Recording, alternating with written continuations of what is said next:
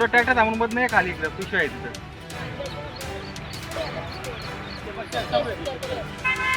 बंदे पण आहेत ना काय सकाळी किंवा संध्याकाळी खूप लोक आहेत.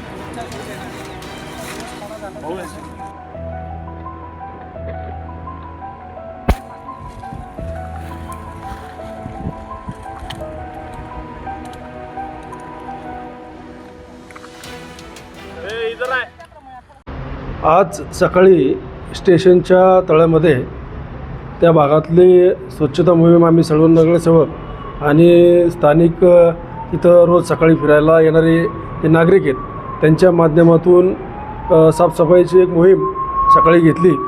याआधी देखील 2 महिन्यापूर्वी अशीच एक मोहीम आम्ही सर्व नगरसेवक आणि तिथल्या नागरिकांच्या वतीने करण्यात आली होती. त्यावेळी देखील आम्हाला इंजेक्शन म्हणजे सिरीज या ज्या आहेत अशा त्यावेळी देखील मिळाल्या होत्या आणि आज देखील जवळपास 25-30 सिरीज या मिळालेल्या आहेत. या आज त्या सिरीज घेऊन आम्ही पोलीस स्टेशनमध्ये आलो आणि थोरात साहेबांना त्या सिरीज दाखवल्यात आणि हे अंमली पदार्थाच्या सेवनाच्या सिरीज आहेत.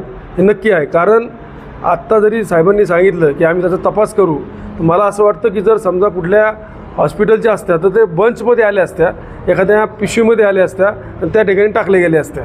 परंतु ह्या ज्या आहेत एक एक सिरीज ही एका ठिकाणी अशी मिळालेली आहे. त्यामुळे ती वापरून आणि कुठलाही नागरिक हा औषध जरी घ्यायचा असेल तर तो काय तिथं रम्य ठिकाणी येऊन औषध घेऊन परत घरी जाईल असं काय होत नाही. त्यामुळे हे 100% ह्या नशा करण्यासाठी वापरलेले सिरीज आहेत. त्यामुळं पोलीस स्टेशननी याच्या चांगली दखल घ्यावी. तळेगाव शहर हे सांस्कृतिक शहर आहे, आध्यात्मिक शहर आहे, या शहराला चांगला वारसा आहे आणि त्यामुळं आज ह्या अशा जर गोष्टी तळेगाव शहरासारख्या ठिकाणी होत असतील तर आमची जी तळेगावची जी पुढची पिढी आहे त्या पिढीने काय संदेश घ्यावा, पुढची पिढी जर बरबाद झाली तर काय होईल. त्याच्यामुळं पोलीस स्टेशननी याकडं अतिशय बारीक लक्ष देऊन जे कोण याचे सप्लायर असतील, जे कोण तिथं याचा वापर करणारे असतील त्यांना तत्काळ कारवाई त्यांच्यावर करावी अशी या ठिकाणी आम्ही सर्व नगरसेवकांनी त्या ठिकाणी मागणी केलेली आहे. एकतर आधी आम्ही ती चौकशी करणार की सिरीज कशासाठी वापरण्यात आलेल्या आहेत, त्या कुठल्या दवाखान्यातल्या आहेत किंवा नशा करण्याकरता वापरण्यात आलेल्या आहेत का, याबाबत आता विशेष मोहीम चालू आहे अंमली पदार्थ विरोधी. यापूर्वी तळेगाव पोलीस स्टेशनने ह्या वर्षी MDची केस केलेली आहे, गांजाची केस केलेली आहे आणि कुठेही असा व्यवसाय चालणार नाही किंवा विक्री होणार नाही या संदर्भात आम्ही कठोरात कठोर कारवाई करतो आहे. काही पानटपऱ्यांवरती पण अनधिकृतपणे गांजा विक्री होते असा काही नागरिकांचा संशय आहे, त्या संदर्भात काय कारवाई करणार? गांजा संदर्भात आम्ही बऱ्याच वेळेस टपऱ्यांनाही व्हिजिट केलेली आहे, परंतु अद्यापपर्यंत आम्हाला तसं काही आढळून आलेलं नाही आहे. येत्या काही दिवसामध्ये तसं जर काही आढळून आलं तर आम्ही त्याच्यावर निश्चितच NDPS ॲक्टनुसार कारवाई करणार. पण सर, लोकांमध्ये अशी चर्चा आहे की त्या ठिकाणी असतं पण पोलीस प्रशासन त्याकडे लक्ष देत नाही.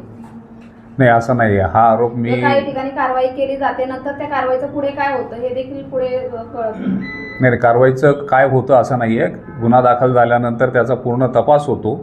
तो मटेरियल कुठून आलेलं आहे नाही आलं याच्या आम्ही शेवटपर्यंत जाण्याचा प्रयत्न करतो आणि जे आरोपी अरेस्ट केलेले असतात त्यांच्याविरुद्ध आम्ही मान्य न्यायालयात दोषारोप पत्र सादर करून ती केस न्यायालयात चालवतो. सर, हे सिरिंज सापडणं याच पहिली गोष्ट नाहीये. या तक्रारी बऱ्याच वेळा इथे मागे देखील आलेल्या आहेत, परंतु आज प्रत्यक्षात नगराध्यक्ष आणि काही नगरसेवक या ठिकाणी आलेले आहेत. मग तुम्ही आत्ताच कारवाई करणार का? ह्याच्या अगोदर का नाही करण्यात आली? यापूर्वी अशी कुठली तक्रार पोलीस स्टेशनला प्राप्त नाही आहे किंवा तसं आमच्या निदर्शनास आलेलं नाही आहे. आता नगराध्यक्षांनी ते येऊन दाखवलेलं आहे. निश्चितच आम्ही याच्यावर कारवाई करू.